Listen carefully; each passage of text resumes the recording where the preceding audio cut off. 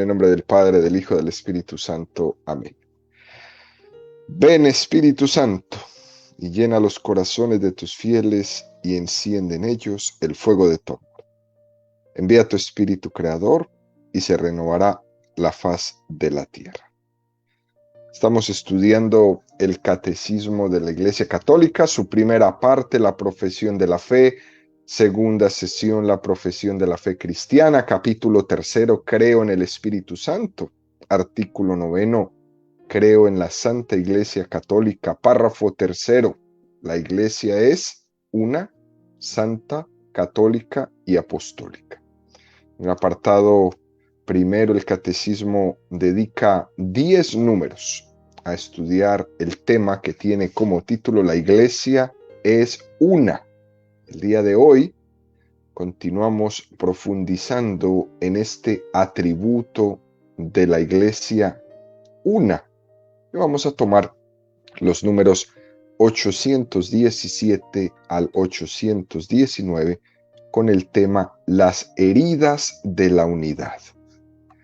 Número 817 del Catecismo de la Iglesia Católica dice: de hecho, en esta una y única Iglesia de Dios aparecieron ya desde los primeros tiempos algunas escisiones que el apóstol reprueba severamente como condenables. Y en siglos posteriores surgieron disensiones más amplias y comunidades no pequeñas se separaron de la comunión plena con la Iglesia Católica. Y a veces no sin culpa de los hombres de ambas partes. Tales rupturas que lesionan la unidad del cuerpo de Cristo se distinguen la herejía, la apostasía y el cisma. Estos no se producen sin el pecado de los hombres. Donde hay pecados, allí hay desunión, cismas, herejías, discusiones. Pero donde hay virtud, allí hay unión, de donde resultaba que todos los creyentes tenían un solo corazón y una sola alma. Bueno, queridos amigos, un texto muy interesante que nos propone este número 817 del Catecismo en esta mañana. Vamos a irlo viendo poco a poco para ir entendiendo esto. Del pecado proviene la desunión.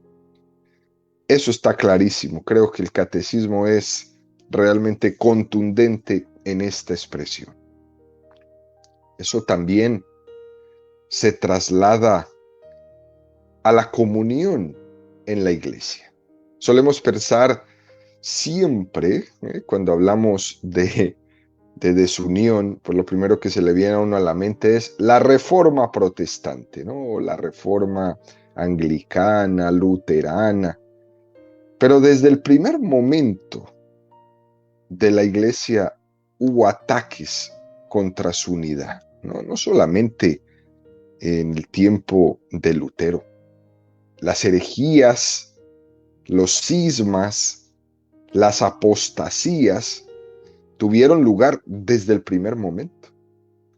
En la misma Sagrada Escritura ya se reflejan esos problemas internos en la iglesia, con tener que afrontar a los herejes, a los apóstatas.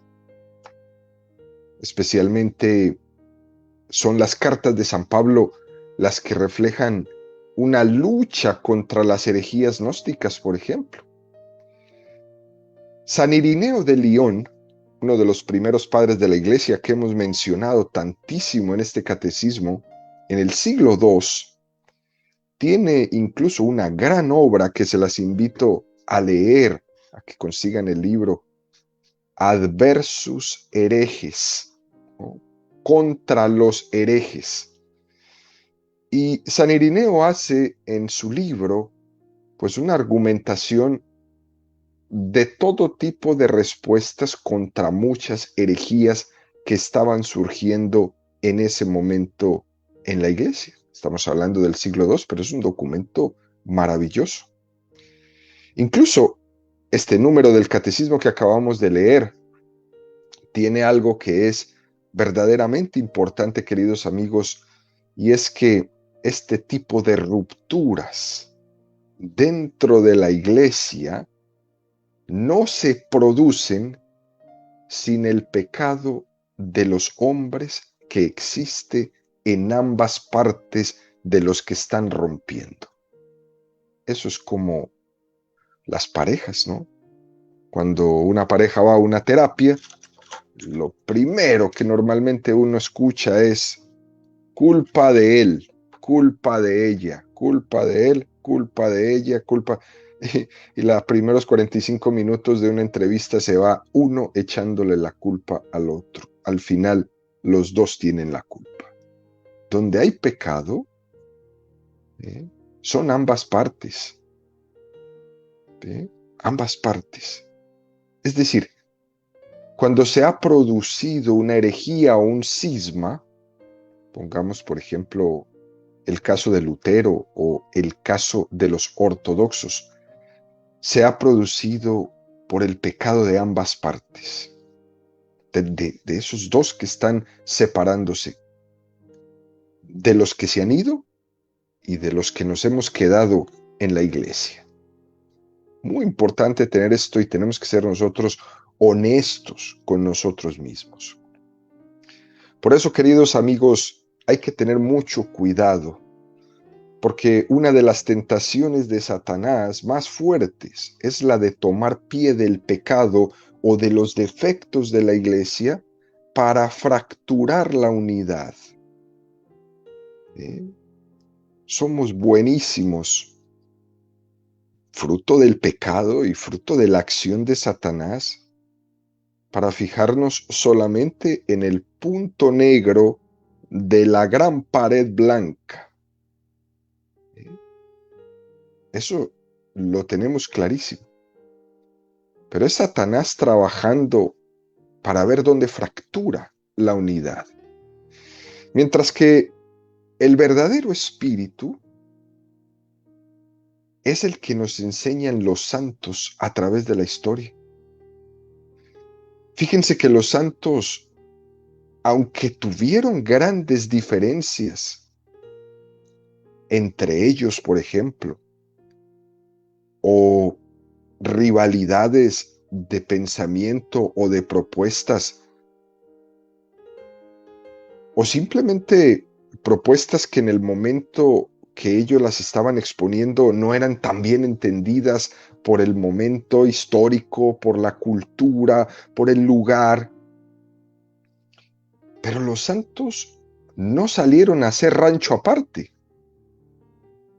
Los santos se quedaron dentro de la iglesia, incluso en medio de muchas persecuciones. Ahí se quedaron y nutrieron con su santidad el resto de la iglesia, y desde su santidad obraron enormes reformas importantes que se tenían que hacer. Pero no fue saliéndose a hacer rancho aparte. Esta es la gran diferencia entre la reforma protestante y la reforma católica. Los católicos siempre estamos reformándonos, siempre. En todo momento de la historia nos vamos reformando. Pero para reformarnos no tenemos que hacer rancho aparte, como hizo Lutero y todos los que se fueron detrás de él. Aquellos que produjeron cismas, herejías, ante el escándalo de los defectos que encontraban dentro de la iglesia, claro que sí, defectos terribles, de hombres malvados, claro que sí.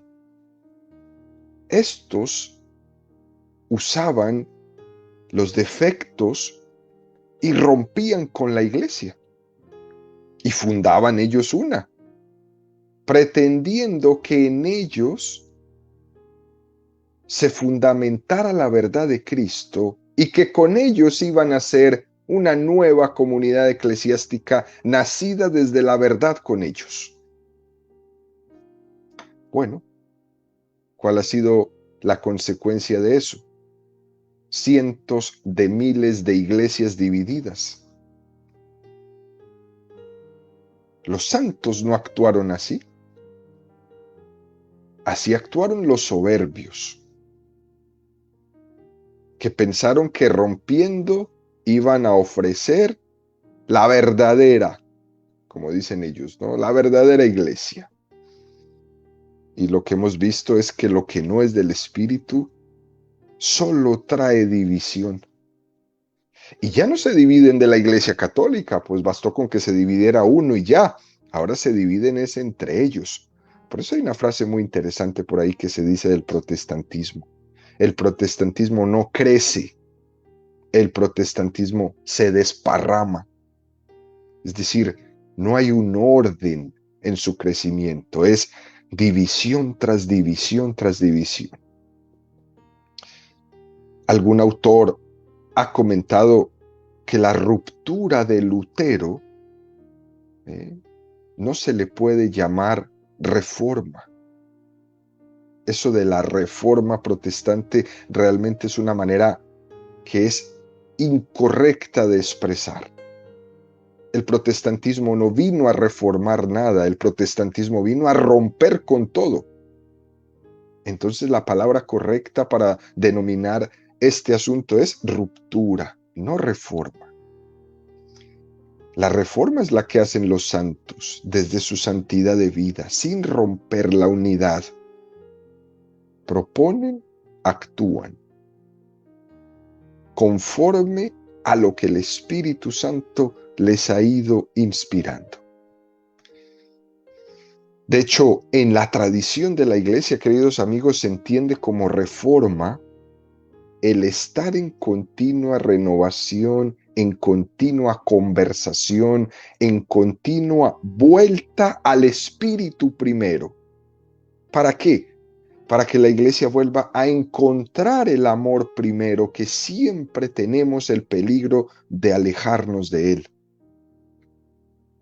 Reformarse es volver al amor primero, a volver a encontrarlo.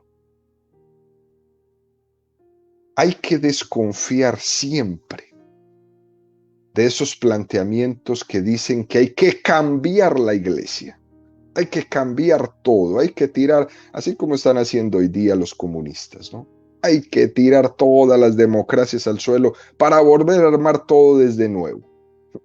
Bueno, las consecuencias de eso es lo que estamos viendo en el mundo. Hay que tenerle miedo a esos planteamientos que dicen que hay que cambiar la iglesia y se olvida que los que tenemos que cambiar somos primero nosotros, como individuos. Que si yo no me entrego en santidad de vida, estoy siendo engañado por Satanás para exigir que la iglesia tiene que cambiar, sin que yo vea la necesidad de la entrega personal como parte de esa reforma. Lo que va a reformar a mi parroquia es mi santidad de vida, no echar todo para abajo. Lo que va a reformar mi grupo es mi santidad divina, mi santidad de vida. No quitar al coordinador, a todo su equipo, criticarlos día entero, molestar, oponerse a todo lo que digan. Por Dios, eso no reforma nada. Eso empeora las cosas. ¿Qué es lo que va a cambiar mis situaciones? Mi santidad de vida. Es que los santos son nuestro modelo, queridos amigos.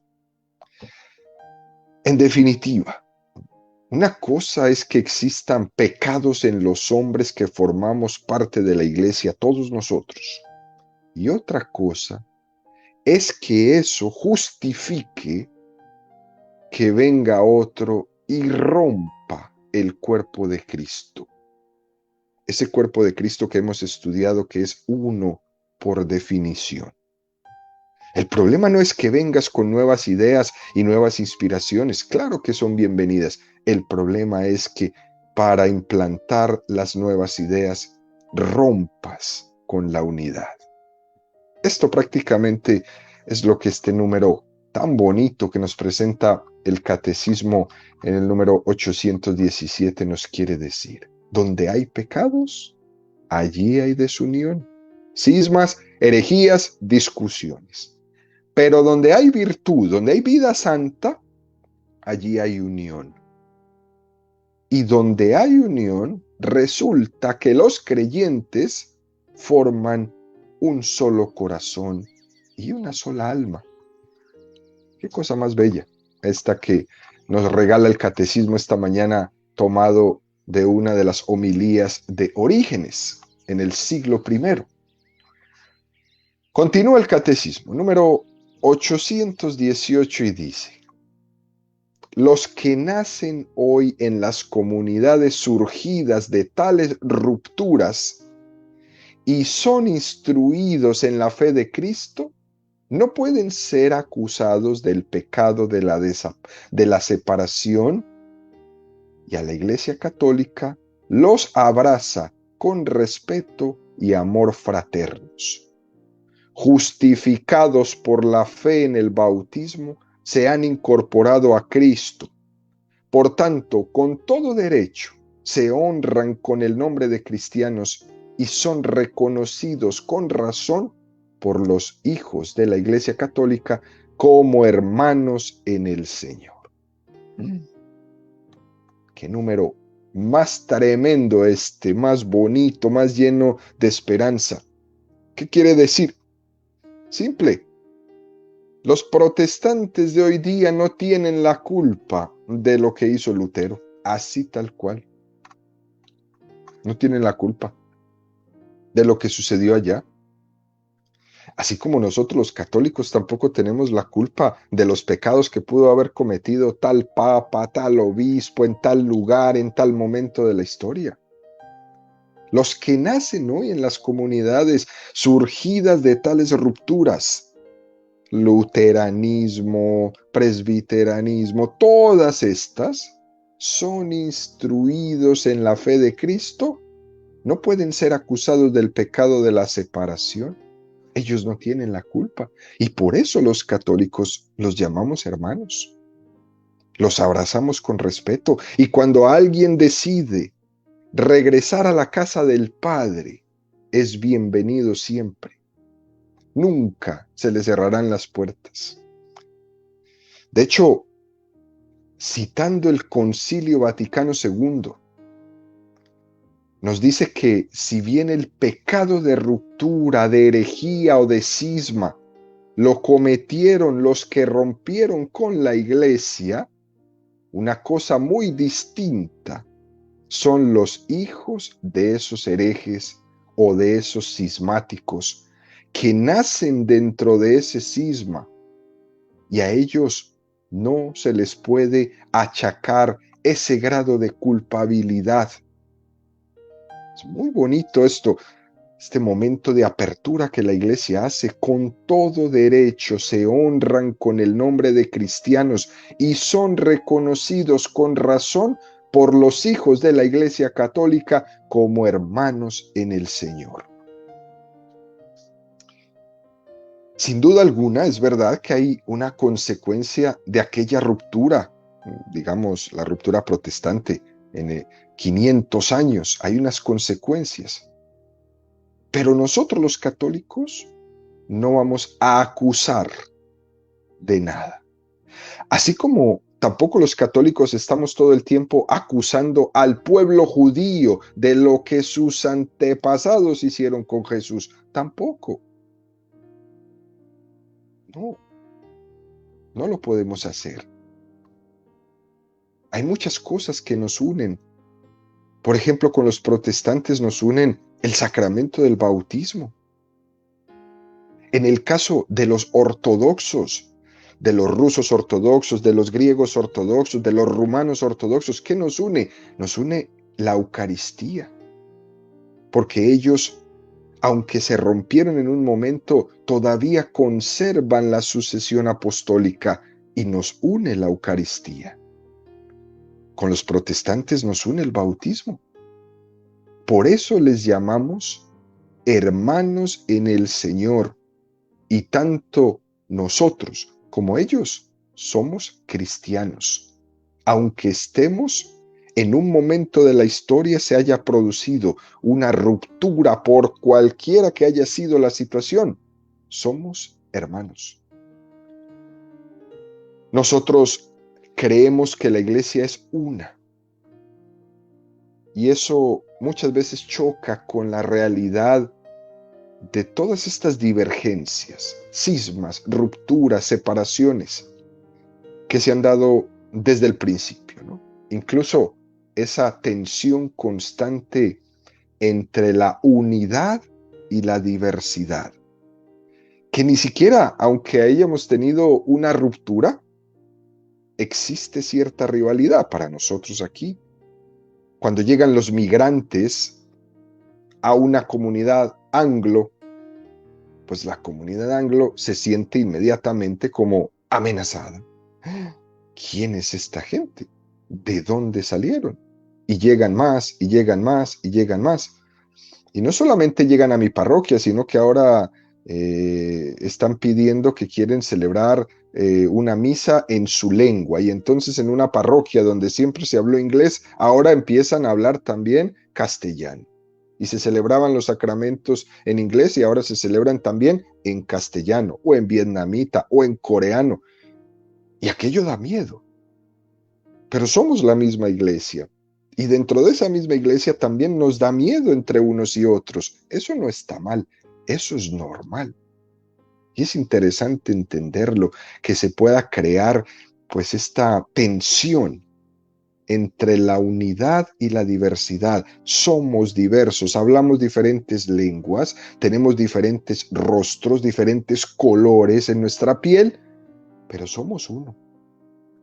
Y esta iglesia donde nosotros vivimos, participamos y celebramos nuestra fe, es una iglesia que es un ejemplo para toda la iglesia católica del mundo.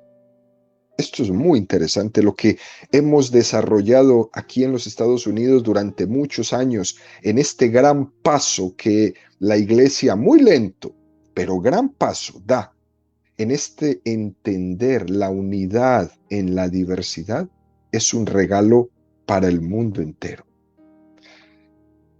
De cualquier forma, queridos amigos, tendríamos que decir que esa unidad en la iglesia no excluye nunca una legítima diferencia dentro de la iglesia.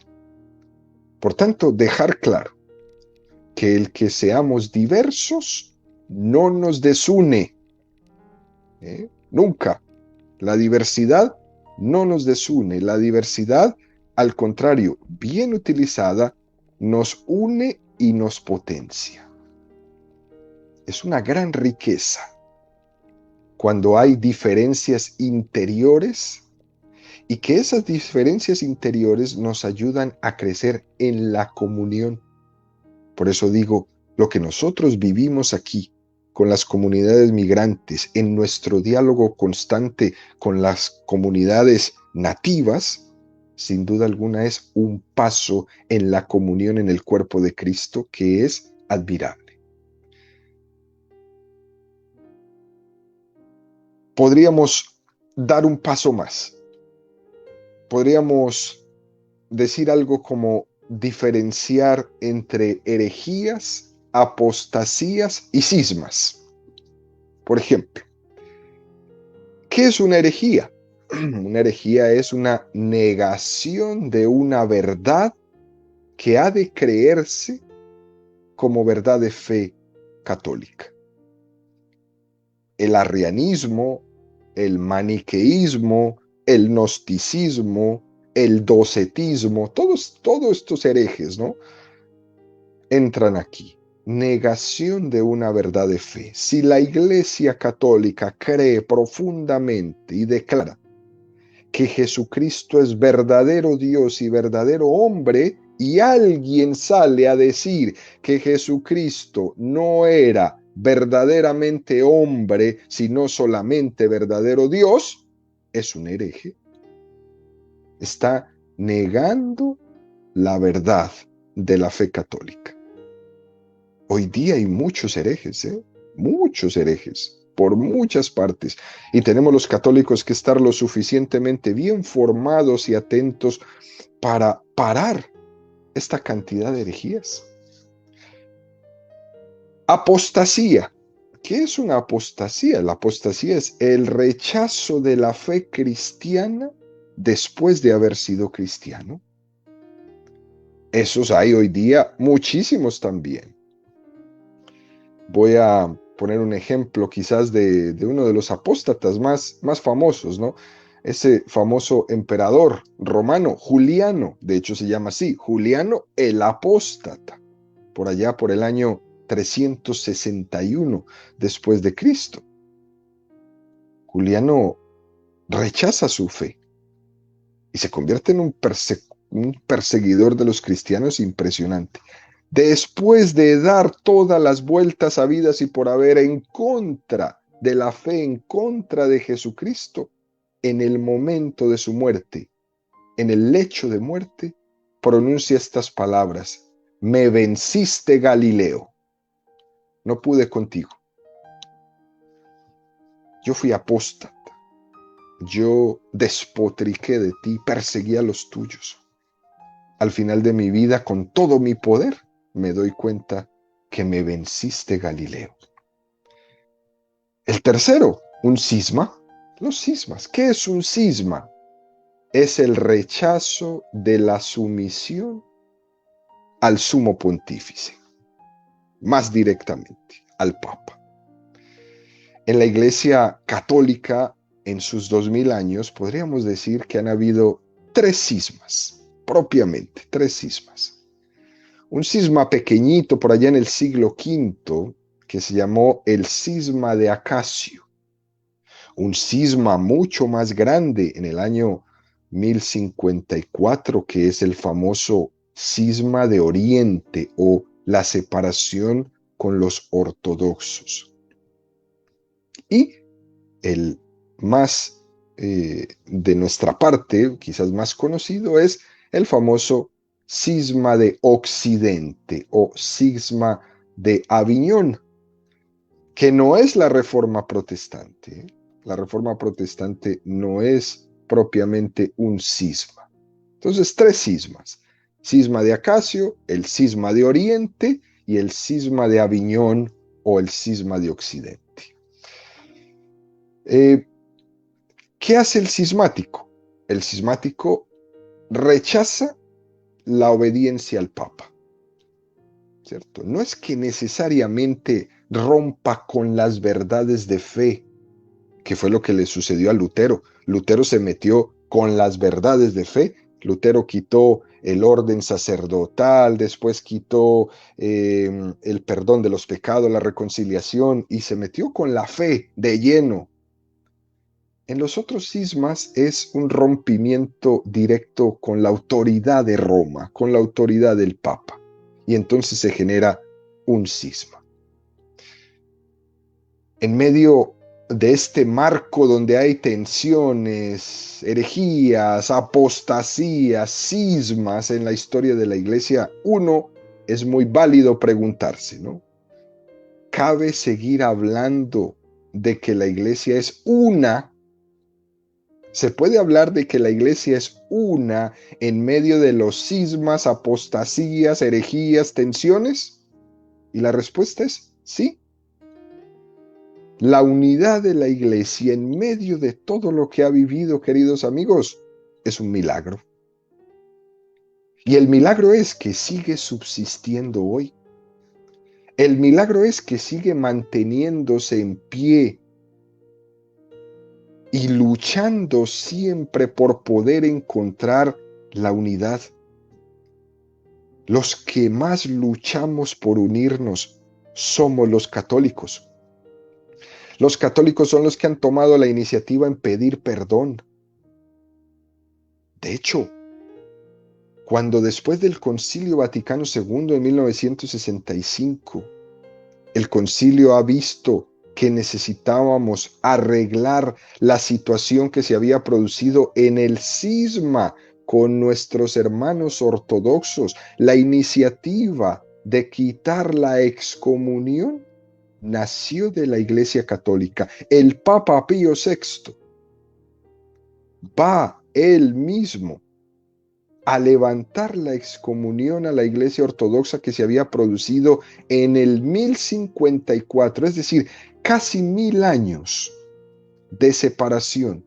Y la Iglesia pide perdón, toma la iniciativa, quita la excomunión y reabre nuevamente el diálogo. Con las iglesias protestantes, nunca la Iglesia Católica se pone en un estrado, en un ambón, en un noticiero, a criticarlos, a insultarlos, a burlarse de ellos, a dañar sus predicaciones. Nunca.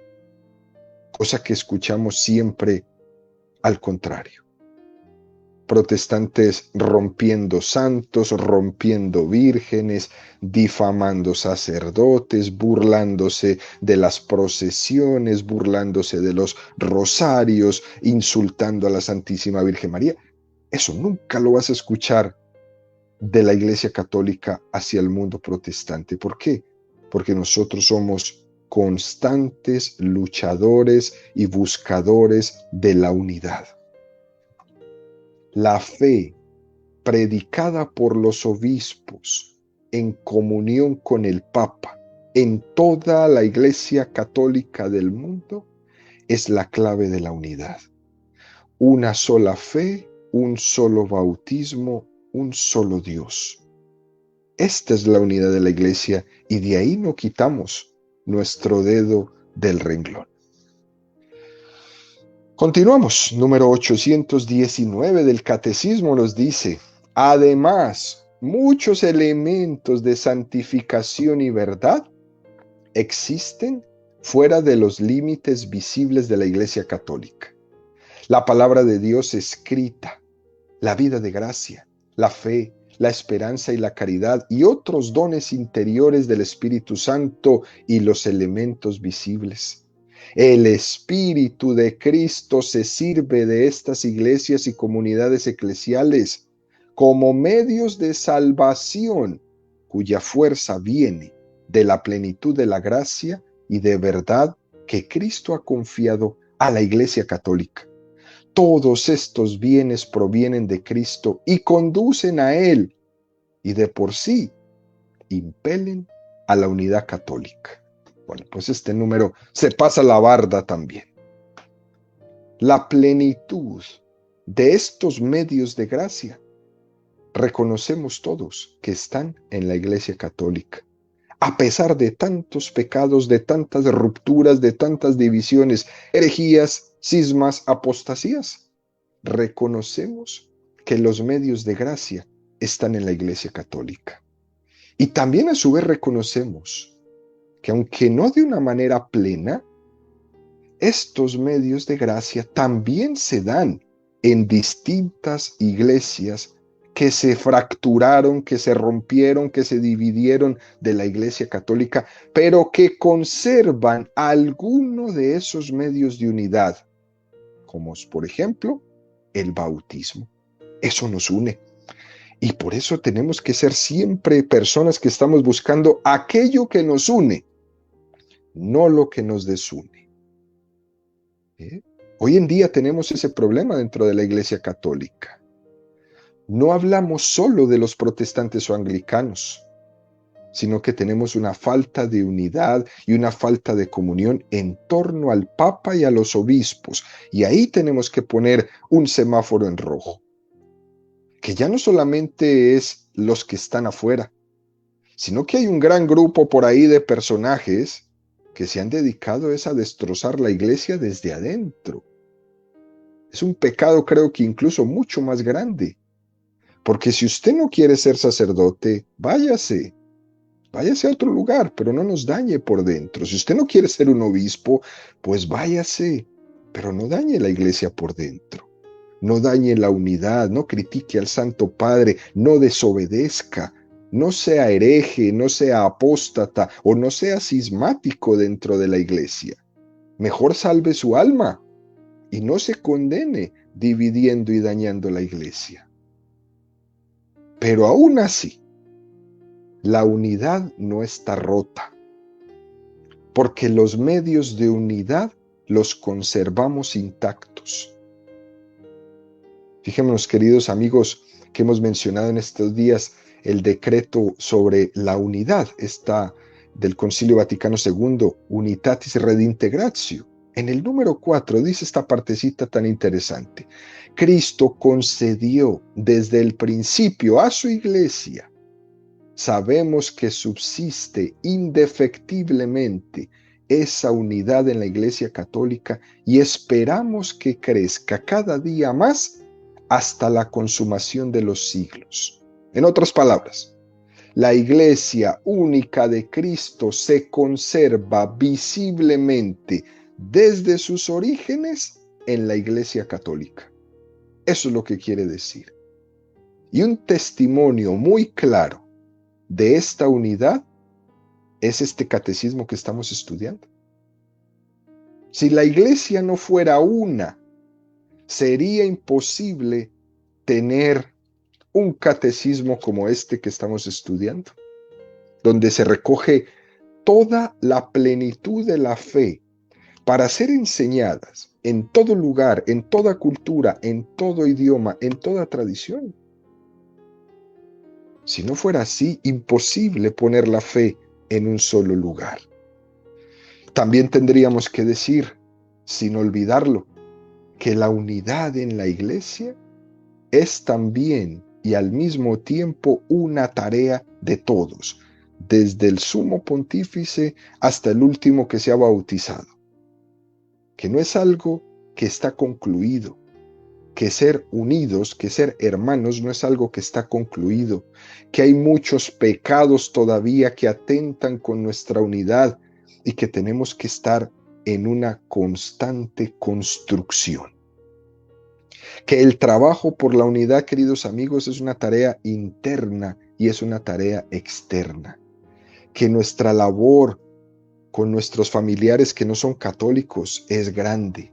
Con otras comunidades que no son católicas es grande, porque también estamos llamados a reconocer en ellos esos elementos de verdad y de santificación que tienen y también mostrarles los que nosotros tenemos como la iglesia de Cristo.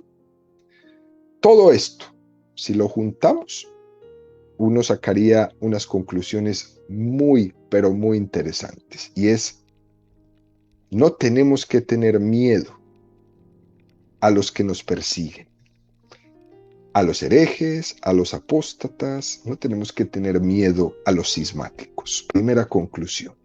Segunda conclusión: convencidos totalmente de la iglesia de Jesucristo. Somos la iglesia que Jesucristo ha fundado y en ella se conserva la plenitud de la fe. Tercero, somos supremamente hermanos y vamos todo el tiempo buscando la hermandad con los demás. Eso sí, si ellos quieren, si los judíos nos quieren, si los musulmanes nos quieren, si los protestantes nos quieren, siempre estaremos abiertos al diálogo con todos. San Cipriano, un santo padre de la iglesia que vivió en momentos de persecución del Imperio Romano muy fuertes, San Cipriano decía: la unidad de la Iglesia Católica, insidias del enemigo, es más temible la herejía que la persecución. Esto está escrito por San Cipriano en momentos de persecución. Y dice Cipriano: hermanos muy amados, nos amonesta el Señor cuando nos dice: vosotros sois la sal de la tierra. Y al ordenarnos que seamos simples en la inocencia, como también prudentes en la sencillez. ¿Qué otra cosa nos conviene más sino entender y precavernos del insidioso enemigo, vigilando con solícito corazón, para que no parezca que quienes nos hemos revestido de Cristo, de la sabiduría de Dios, nos preocupemos poco de asegurarnos la salvación? La invitación es clara. En medio del desorden, en medio de la persecución, en medio de el dividirnos, tenemos nosotros católicos que estar cada vez más precavidos y temidos al enemigo cuando viene con esa incidencia y con esa manera de ocultarse para querernos dividir. Que no nos divida el demonio y que nosotros siempre seamos hombres y mujeres en busca de la unidad.